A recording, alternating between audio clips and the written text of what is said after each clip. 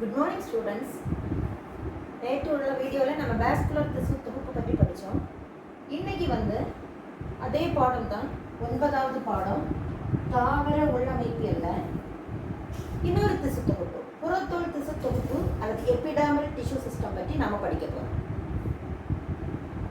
இதுக்கு முன்னாடி இந்த மொத்தமாக தாவரங்களில் பார்த்தீங்கன்னா நிறைய செல்கள் சேர்ந்து திசுவை உருவாக்கும், திசுக்கள் சேர்ந்து திசு தொகுப்பை உருவாக்கும். அந்த திசு தொகுப்பு தான் இது இல்லையா? ஸோ இந்த திசு தொகுப்புகள் 3 வகையாக ஜூலியஸ் பான் இதை என்ன செய்தார், வகைப்படுத்தினார். சாக்ஸ் என்பவர், இதை நம்ம ஷார்ட்டாக சாக்ஸ் என்பவர் இதை 3 தொகுப்புகளாக வகைப்படுத்தினார்னு சொல்லலாம். அவருடைய முழு பெயர் ஜூலியஸ் பான் சாக்ஸ்.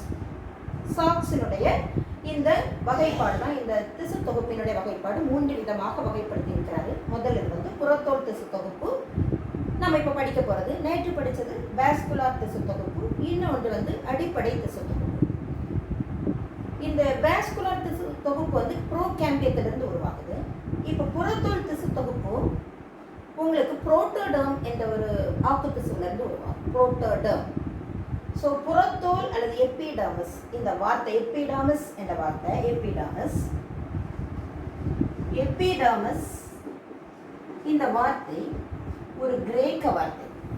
2 கிரேக்க, எப்பி என்றால்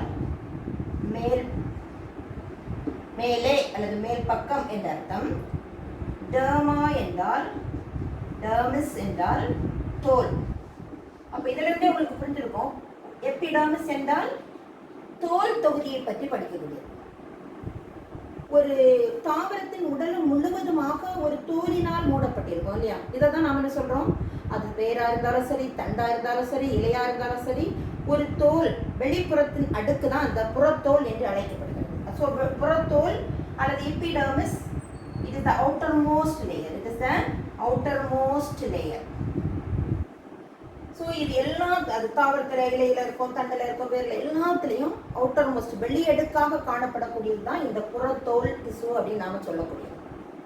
இந்த புறத்தோல் திசு பார்த்தீங்கன்னா பொதுவாக அது தண்டிலையா இருக்கலாம், வேர்லையா இருக்கலாம், இலையிலையா இருக்கலாம். ஸோ வேர், தண்டு, இலை இது எல்லாத்துலேயுமே பொதுவாக இந்த புறத்தோல் ஒரு வரிசையில் அமைந்த பேரன்கைமாஸ் செல்களால் ஆக்கப்பட்டிருக்கும். ஒரு வரிசையில் அமைந்த பேரன்கைமாஸ் செல்களால் ஆக்கப்பட்டிருக்கும்.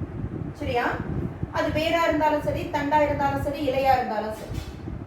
இப்ப இலைகள்ல பாத்தீங்கன்னா, இலைகள்ல வறள் நிற தாவரங்கள், நீரியம், பெப்பரோமியா, ஃபைக்கஸ் இந்த தாவரங்கள்ல பாத்தீங்கன்னா இந்த ஒரு அடுக்கிற்கு பதிலாக பல அடுக்குகளில் காணப்படும். ஏன்னா அந்த வெப்பத்தை தாங்குவதற்கு ஏதுவாக இந்த புறத்தோல் பல அடுக்குகளாக காணப்படும். இந்த பெப்பரோமியா, ஃபைக்கஸ் போன்ற தாவரங்கள்ல இது பல அடுக்குகளாக காணப்படும்.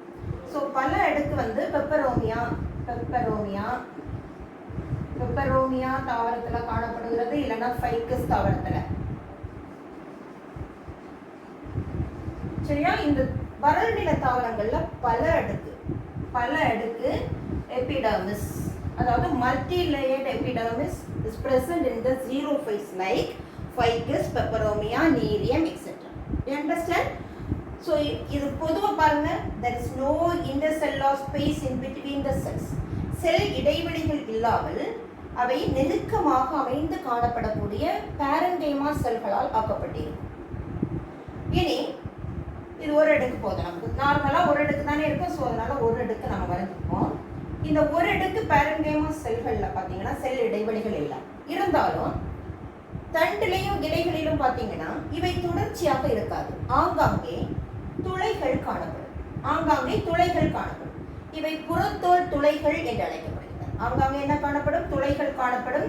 இவை புறத்தோல் துளைகள் என்று அழைக்கப்படும். எபிடர்மல் போஸ், புறத்தோல் துளைகள் அல்லது எபிடர்மல் போஸ் என்று அழைக்கப்படுகிறது. எபிடர்மல் போஸ். சரியா? இனி இந்த எபிடர்மிஸ் அல்லது புறத்தோலுக்கு மேல ஒரு மெல்லிய படலமாக கியூட்டின் என்ற பொருள் இருக்கும். மெல்லிய படலமாக என்ன இருக்கும்? கியூட்டின் என்ற ஒரு படலம் இருக்கும். சில வேளை லிக்னின் இந்த பொருட்களால் இதாக்கப்பட்டிருக்கும். இந்த படலம் இதுல இருக்கும். ஸோ இதை நம்ம கியூட்டிக்கிள்னு சொல்கிறோம். நாம் இதை என்ன சொல்கிறோம்? கியூட்டிக்கிள். கியூட்டிக்கிள் ஆங்கிலத்திலையும் கியூட்டிக்கிள் தான், தமிழ்லையும் கியூட்டிக்கிள். புரியுதா? இது அதிகப்படியான நீரிழப்பை தவிர்க்க பயன்படுகிறது. So it sex transpiration. புரியுதா? அப்போ இந்த கியூட்டிக்கிளும் இந்த புறத்தோல் துளைகளும் வேர்களில் காணப்படாது. இந்த கியூட்டிக்கிளும் புறத்தோல் துளைகளும் எதில் காணப்படாது? they are absent in the roots. They are absent in the roots. The cuticle and pores are absent. Pores are absent. ஏன்னு சொல்லுங்க? why னு ஒரு क्वेश्चन கேட்டுட்டாங்கன்னு வைங்க.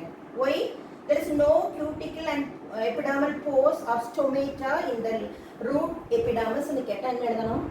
இது எங்க இருக்கும்? மண்ணுக்கு அடியில இருக்கும். மண்ணுக்கு அடியில இருக்கும்போது அங்க டிரான்ஸ்பிரேஷன் நடக்குமா? நடக்காது. சரியா? so there is no need of cuticle and epidermal pores in roots. சரியா? அதனால அதற்கு தேவையே இல்லாததுனால அங்க வளிம பரிமாற்றமும் நடக்காது, நீராவி போக்கு நடக்காததுனால இங்க என்ன கிடையாது. ஆக்சுவலா மெயினா நீராவி போக்கு நடைபெறாது. அதனால வேர்கள் அல்லது ரூட்ல என்ன இல்ல, கியூட்டிக்கிளும் இல்ல, எபிடர்மல் போர்ஸ் புறத்தோல் துளைகளும் இல்லை. புரியுதா? ஓகே.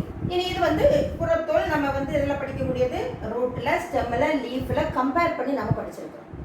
இனி இதே எபிடர்மிஸ் நம்ம லீஃப்ல பார்க்கும்போது எபிடர்மிஸ், லீஃப்ல இந்த எபிடர்மிஸ் நம்ம பார்க்கும்போது the epidermal pore is called stomata. It is called stomata. So the epidermal pores which is present on the epidermis of leaf is called stomata. It is called stomata. So இங்கே என்ன இருக்கும்? cuticle இருக்கும். இங்கே என்ன இருக்கும்? cuticle இருக்கும். stomata. சரியா?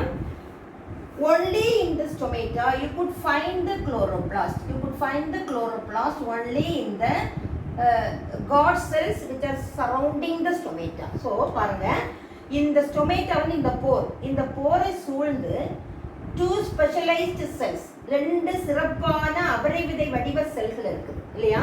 So இந்த இலைத்துளை, ஸ்டொமேட்டாவுக்கு தமிழ்ல இலைத்துளை, இந்த இலைத்துளையை சூழ்ந்து இந்த இலைத்துளையை சூழ்ந்து இரண்டு அபரை விதை வடிவமான காப்பு செல்கள் காணப்படுகிறது, காட் செல்ஸ். சரியா? இந்த இலைத்துளையை சூழ்ந்துள்ள இந்த செல்களுக்கு பேர் தான் காப்பு செல்கள், காட் செல்ஸ். ஆங்கிலத்துல காட் செல்ஸ். சரியா? அப்ப புறத்தோல் துளைகள்ல, புறத்தோல் செல்கள்ல வேற எந்த செல்களிலும் பசுங்கணிகம் இருக்காது. இதுல மட்டும்தான் பசுங்கணிகம் இருக்கும். only in the god cells chloroplast are present. Very important one mark question. So epidermis cellsல பசுங்கணிகம் இருக்காது. அதாவது எபிடர்மிஸ்னா உங்களுக்கு எபிடர்மிஸ்னு தமிழ்ல சொல்லுவாங்க, புறத்தோல்னு சொல்லுவாங்க. புறத்தோல்ல என்ன இருக்காது? எந்த செல்லுமே பசுங்கணிகம், there is no chloroplast, பசுங்கணிகம் இருக்காது. இதுல மட்டும் இருக்கும். இலைத்துளையை சூழ்ந்துள்ள இந்த காட் செல்ஸ்ல மட்டும் என்ன இருக்கும்? இந்த காப்பு செல்கள்ல மட்டும் பசுங்கணிகம் இருக்கும். Very important one mark question. சரியா? அப்ப புறத்தோல் செல்கள்ல எந்த செல்கள்ல மட்டும்தான் பசுங்கணிகம் காணப்படும் அப்படின்னு கேட்டா இதுல மட்டும்தான் இருக்கும். இந்த காப்பு செல்களில் மட்டும் பசுங்கணிகங்கள் காணப்படும். இனி இந்த நான் என்ன சொன்னேன்? பீன் ஷேப்டுன்னு சொன்னேன் இல்லையா? அபரை விதை வடிவ. ஆனா இது பொதுவாக இருவித்தலை தாவர இலைகளிலும் ஒரு வித்தலை தாவர இலைகளும் இப்படிதான் இருக்கும். ஆனா புல் மற்றும் கோரை போன்ற சில தாவரங்கள்ல இந்த காட் செல்ஸ், இந்த காப்பு செல்கள் எப்படி இருக்கும்னா டம்பல் ஷேப்ல இருக்கும். எப்படி இருக்கும்? டம்பல் ஷேப்ல இருக்கும். ஸோ த காட் செல்ஸ் எப்படி இருக்குது? டம்பல் ஷேப்ல இருக்குது. காட் செல்ஸ் புல்லெல்லாம் எப்படி இருக்குது? டம்பல் ஷேப்ல இருக்கு. ஸோ இந்த தான் இது டம்பல் ஷேப். Dumbbell shape. சரியா? டம்பல் ஷேப்டு காட் செல்ஸ் இருக்கு. இதுல இந்த புல் போன்ற சில தாவரங்கள்ல இந்த அபரை விதை வடிவ காப்பு செல்களுக்கு பதிலாக எப்படி இருக்கு? டம்பல் ஷேப்ல இந்த காப்பு செல்கள் இருக்கு. புரியுதா? இங்கேயும் என்ன இருக்கு? இலைத்துளைகள் இருக்கும், மேல கியூட்டிக்கல் இருக்கும், எல்லாமே இருக்கும். இன்னொன்று, சில தாவரங்களில் இந்த காப்பு செல்கள் இருக்கு இல்லையா? இலைத்துளையை சூழ்ந்துள்ள காப்பு செல்கள். ஸோ காப்பு செல் நான் இங்க வரைகிறேன். இந்த காப்பு செல்களை சூழ்ந்து, காப்பு செல்கள்ல மட்டும்தான் பசுங்கணிகம் இருக்கும். So only in the god cells you will find the chloroplast. Then this is the stomata, stoma. Then stoma singular, stomata plural. Now இது சூழ்ந்து இந்த காட் செல்ஸ் சூழ்ந்து, அதாவது இந்த காப்பு செல்களை சூழ்ந்து சில தாவரங்களில் சிறப்பு வகை செல்கள் சூழ்ந்து காணப்படும். சிறப்பு வகை செல்கள் சூழ்ந்து காணப்படும். இந்த சிறப்பு வகை செல்கள் subsidiary cells என்று அழைக்கப்படுகிறது. So in some plants the god cells are surrounded by special type of cells called subsidiary cells. Subsidiary cells. So subsidiary cells தமிழ்ல துணை கருவி செல். துணை கருவி செல். செல். சரியா? இந்த துணை கருவி செல்களும் இந்த காப்பு செல்களும் இணைந்து வளிம பரிமாற்றத்திலும் நீராவி போக்கிற்கும் உதவி புரிகிறது. So the god cells as well as the subsidiary cells both are helping in transpiration and gaseous exchange. You understand? Okay. So இது leaf ல உள்ள. இனி in leaf, monocot leaf, see in between the epidermal cells, இந்த புறத்தோல் செல்களுக்கு ஆங்காங்கே இடையிடையே மெல்லிய சுவரையுடைய பெரிய செல்கள் காணப்படும். மெல்லிய சுவரையுடைய பெரிய செல்கள் காணப்படும். ஸோ புல் போன்ற சில தாவரங்கள்ல இந்த புறத்தோலுக்கு ஆங்காங்கே மெல்லிய சுவரையுடைய பெரிய செல்கள் காணப்படும். இவை புல்லிஃபார்ம் செல்கள் என்று அழைக்கப்படும். இவை எவ்வாறு அழைக்கப்படுகிறது? Bulliform cells.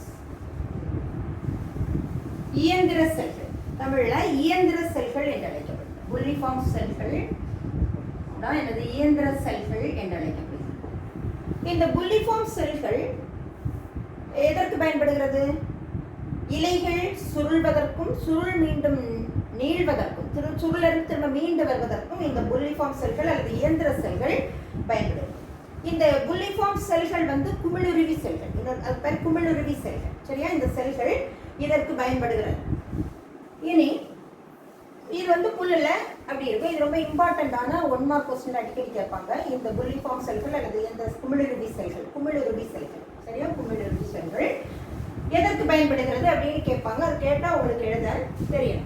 இன்னும் இந்த புல் போன்ற இந்த தாவரங்கள்ல பாத்தீங்கன்னா சில செல்கள்ல இந்த எபிடாமல் செல்கள், சில செல்கள்ல நீங்க பாத்தீங்கன்னா அதுல சிலிக்கா நிறைந்து காணப்படும். சிலிக்கா எதுல இருக்கும்? மண்ணில் இருக்கும் இல்லையா? அப்ப மண்ணில் எப்படி இருக்கும்? நமக்கு நல்லா சாஃப்டா இருக்கும், சொரசொரா இருக்கும். ஸோ புல் இலையை தொட்டு பாருங்க, நல்லா சொரசொரப்பா இருக்கும். காரணம் என்ன? அதனுடைய எபிடாமல் செல்ஸ் அதாவது புறத்தோல் செல்கள்ல நிறைய சிலிக்கா நிறைந்து காணப்படும். இவை சிலிக்கா செல்கள் என்று அழைக்கப்படுகின்றன. சிலிக்கா செல்கள் என்று அழைக்கப்படுகின்றன. சரியா? சிலிக்கா. ஸோ ஆங்கிலத்திலும் சிலிக்கா செல்ஸ் தான், தமிழ்லையும் சிலிக்கா செல்ஸ். இனி ஃபைக்கஸ் போன்ற தாவரத்துல இந்த ஆலமரங்கள்ல இதுல கால்சியம் கார்பனேட்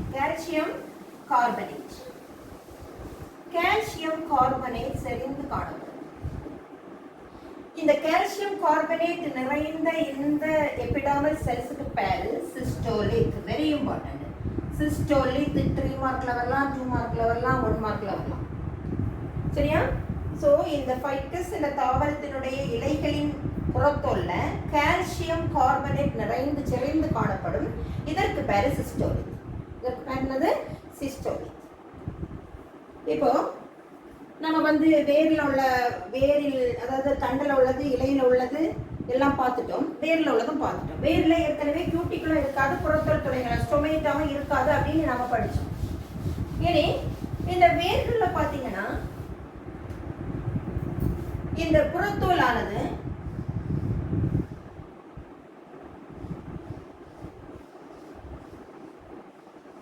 பாத்தீங்களா ஒரே மாதிரி வரைஞ்சிருக்கிறதா? இல்ல, நீண்ட செல்களும் சிறிய செல்கள். So long cells and short cells. The epidermis of root is called as epiblema or rhizodermis. It comprises long cells and short cells. இந்த நெட்டையான செல்களும் குட்டையான செல்களும். இந்த குட்டையான செல்களுக்கு பேர் தான் என்னது? ட்ரைகோபிளாஸ்ட். ட்ரைகோபிளாஸ்ட் தமிழ்ல வேர்தூவி செல்கள். வேர்தூவி செல்கள். ஏன்? இதுதான், இந்த செல் தான் வேர்தூவியாக மாறுகிறது. ஸோ வேர்தூவி ஒரு செல்லாலான வேர்தூவி. ஸோ இந்த செல்லுடைய கண்டினியூஷன் தான் அந்த தூவி. பாருங்க, ஒரு செல்லாலான வேர்தூவி. ஸோ வேர்தூவியை உருவாக்குறது தான் இந்த குட்டையான செல்கள் ட்ரைகோபிளாஸ்ட், வேர்தூவி செல். ஏற்கனவே நம்ம படிச்ச இங்கே கியூட்டிக்கெல்லாம் இருக்காது, ஸ்டொமேட்டாவும் இருக்காது. புரியுதா? இதே மாதிரி தூவிகள் ஒரு செல்லாலா இருக்கலாம், பல செல்லா இருக்கலாம். சரியா? இதே மாதிரி தூவிகள் தண்டின் புறத்தோல், இது வேரின் புறத்தோல்ல இருக்கணும். இது வேர் தூவி. தண்டு மற்றும் இலைகளின் புறத்தோல்கள்ல இந்த தூவிகள் காணப்படும். இந்த தூவிகள் ஒரு செல்லை உடையதாக இருக்கலாம். இவை ட்ரைகோம்கள் என்று அழைக்கப்படுகின்றன. ஆங்கிலத்தில் ட்ரைகோம் தான், தமிழிலே ட்ரைகோம். ஸோ இந்த புறத்தோலில் காணப்படக்கூடிய தூவிகள், the appendages which are present on the epidermis are called as trichomes. இந்த trichomes may be யூனிசெல்லுலாரா இருக்கலாம், ஒரு செல்லால் ஆனதா இருக்கலாம், இல்லைன்னா அது பல செல்களால் ஆனதா இருக்கலாம், பல செல்களால் இது பிரான்ச்சா இருக்கலாம். சரியா? It may be branch or it may be unbranch. சரியா? அன்பிரான்ச்சா இருக்கலாம், பிரான்ச்சா இருக்கலாம், யூனிசெல்லுலாரா இருக்கலாம். இந்த தூவிகள் they are called trichomes. They are called trichomes.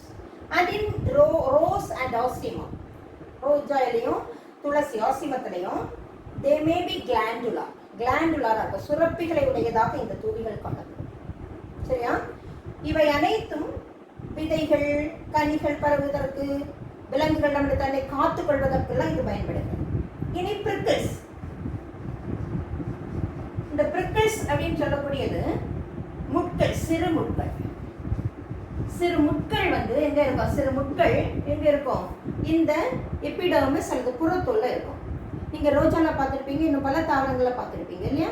இந்த முட்கள் எதற்கு பயன்படுகிறது? இதை தாவர உண்ணிகளிலிருந்து தன்னை காத்துக் கொள்வதற்காகவும், சில தாவரங்களில் அவை பற்றி ஏறுவதற்கும். So for climbing, it helps for climbing. சரியா? ஸோ கிளைம்பிங்குக்கும் தாவர உண்ணிகளிலிருந்து தன்னை பாதுகாத்துக் கொள்வதற்கும் இந்த பிரிக்கிள்ஸ் அல்லது சிறு முட்கள் பயன்படுகின்றன. மோரோவர், இப்போ நம்ம வந்து கடைசியில் வந்துட்டோம். இதில் வந்து அப்போ புறத்தோல் எல்லாம் படிச்சிட்டோம். தண்டில் படிச்சிட்டோம், வேரில் படிச்சிட்டோம், இலைகளில் படிச்சிட்டோம், எல்லாமே படிச்சிட்டோம் இல்லையா? அப்போ வறள்நில தாவரங்களில் பல இடத்துல இருக்கு. இதே வறள்நில தாவரங்களில் இந்த இது பார்த்தீங்கன்னா மேல்புற புறத்தோல்ல என்ன இருக்காது? தூவிகள், சாரி, இது ஸ்டொமேட்டா இருக்காது, துளைகள் இருக்காது. அதே நேரம் பல அடுக்குல என்ன இருக்கும்? மல்டி லேயர்ட் எபிடர்மிஸ் இருக்கும். Multi layer. அதுக்கப்புறமா பார்த்தீங்கன்னா மீசோஃபில் செல்ஸ் இருக்கும். மீசோஃபில் செல்ஸ் எல்லாம் அப்படி இருக்கும். மீசோஃபில் செல்ஸ் என்ன இருக்கு? நிறைய குளோரோபிளாஸ்ட் வச்சிருக்கும். நடுவில் பார்த்தீங்கன்னா உங்களுக்கு என்னது? வாஸ்குலார் பண்டல் இருக்கும். வாஸ்குலார் பண்டல் நிறைய படிச்சிட்டோம் இல்லையா? இனி இந்த lower epidermis, upper and lower epidermis இருக்கும் இலைகள்ல இல்லையா? மேல்புறத்தோலும் கீழ்ப்புறத்தோலும், டார்சி வென்ட்ரல். அதனால இலைகள்ல மட்டும் மேல்புறத்தோலும் இருக்கும். இலை இப்படி இருக்கும்ல, மேல் பக்கம் இருக்கும் ஒரு புறத்தோல், கீழ்ப்பக்கம் ஒரு புறத்தோல், அப்படி இருக்கும். ஸோ கீழ்ப்புறத்தோல் இந்த லோவர் எபிடர்மிஸ்ல they have sunken somae, அமிழ்ந்த இலைத்துளைகள். என்ன இருக்கும்? அமிழ்ந்த இலைத்துளைகள். பாருங்க, இந்த குழிக்குள்ளால அமிழ்ந்து இங்க இலைத்துளைகள் இருக்கும். they are called sunken stomata. சரியா? sunken stomata, அமிழ்ந்த. பார்த்தீங்களா? குழிக்குள்ளால அமிழ்ந்து இருக்குது. இங்கதான் புறத்தோல் இருக்குது. இந்த இது இப்படி போய் இங்க அமிழ்ந்து இருக்கு. இப்போ நம்ம வந்து இதை முடிக்கிறதுக்கு பார்த்தீங்கன்னா, அப்போ எபிடர்மிஸ்னா என்னது? இது புறத்தோல், அவுட்டர் மோஸ்ட் லேயர். சரியா? இது எல்லா உறுப்புகளிலும் காணப்படும். இலைகள்ல கொஞ்சம் வித்தியாசமா இருக்கும். இலைகள்ல இலைத்துளைகள் காணப்படும். தண்டுல புறத்தோல் துளைகள் காணப்படும். வேர்ல புறத்தோல் துளைகளும் இருக்காது, கியூட்டிகளும் இருக்காது. இனி இதுல கொஞ்சம் எக்ஸப்ஷன் எல்லாம் நம்ம படிச்சிருக்கிறோம். சரிதான்? பிறகு அதில் இருக்கக்கூடிய தூவிகளுக்கு பேரு ட்ரைகோம்ஸ். இதெல்லாம் தான் நம்ம வாஸ்டா படிச்சிருக்கிறோம். இனி இந்த புறத்தோலினுடைய ஃபங்க்ஷன்ஸ், பணிகள். எபிடர்மிஸ் நீங்க ஒண்ணு வேண்டாம், நீங்க நினைச்சு பாருங்க. மேல்புறத்தோல் பொதுவா என்ன செய்யும்? it gives protection. It protects them. Give protection. பாதுகாக்கப்படி வேரையும் சரி, தண்டையும் சரி, இலையும் சரி, எல்லாத்தையும் பாதுகாக்கக்கூடிய பணி என்ன செய்கிறது? இந்த எபிடர்மிஸ், உட்புற திசுக்களை இது என்ன செய்கிறது? பாதுகாக்கிறது. சரியா? இனி ரெண்டாவது பாருங்க, மேல என்ன இருக்கும்னு சொல்லிட்டு கியூட்டிக்கல். இதனுடைய பணி என்ன? Cuticle it checks the loss of, it prevent the loss of water, excess loss of water. அதாவது அதிகப்படியான நீர் இழப்பை, இது நீராவி போக்கு டிரான்ஸ்பிரேஷனால அதிகப்படியான நீரிழப்பு ஏற்படுவதை தவிர்க்கிறது. இது செக் டிரான்ஸ்பிரேஷன்.